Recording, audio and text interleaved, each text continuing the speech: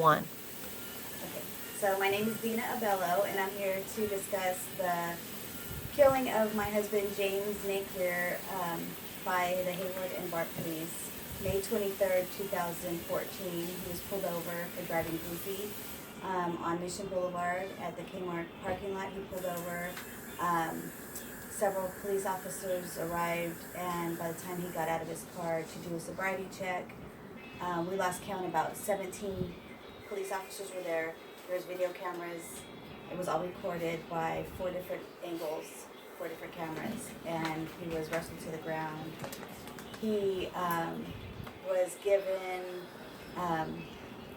he was tased 3 times. He was basically dogpiled on for about 10 minutes. They tied him up, they tased him, he was unconscious. They continued to tie him up after he was unconscious. And they let him sit to the side for 7 minutes before any medical assistance was given by themselves or the paramedics. So he sat there dying while they made jokes about him. They talked about him, his ring. He lost a ring in the struggle, and they said it was a mood ring, and they wanted to see what kind of mood he was in. An officer said it was probably.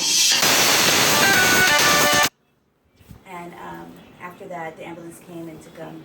It took me about 18 months to watch the video. We received it initially when it happened, but I couldn't get myself to watch it. And once I did see it, I realized it needed to come out to the public, and people needed to see what the police were about, and they needed to be held accountable. So since we did release it about a month and a half ago, we went on Facebook, released the video. We've had a rally. We're having a March, June 24th in Hayward, the police department.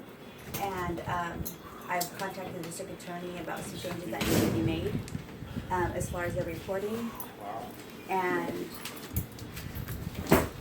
I've recently heard back from her, so I mean, that's where we're at now.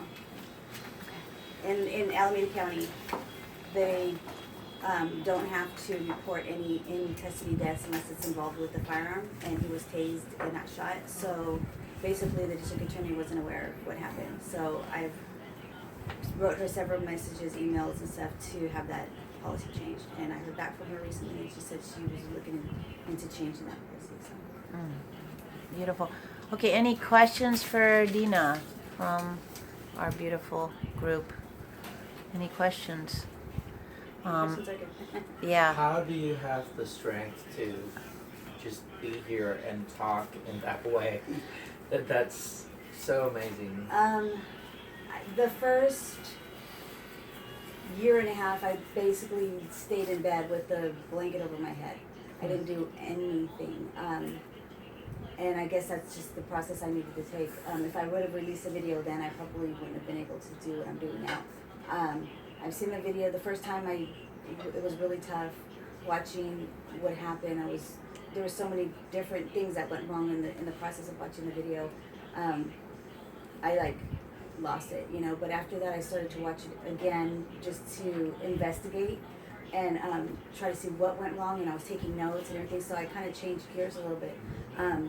And my main goal now is just justice. They need to be held accountable, but there was no policy written to hold them accountable to, so I had to start there. I wanted to work with the district attorney and say, okay, this needs to be changed, therefore now we can hold these people accountable, because it's not the only person that it's happened to in Hayward, and it's not going to be the last unless something changes. So my shift went into fight mode, and to get justice for him and to change it so it doesn't keep happening. They found a loophole. They capitalized off the fact that they know they don't have to report it if they don't shoot them, so they kill people. They got a couple other people the same way, and since there wasn't a firearm, they didn't have to notify her. So I let the district attorney know that, and hopefully they do make that change so it doesn't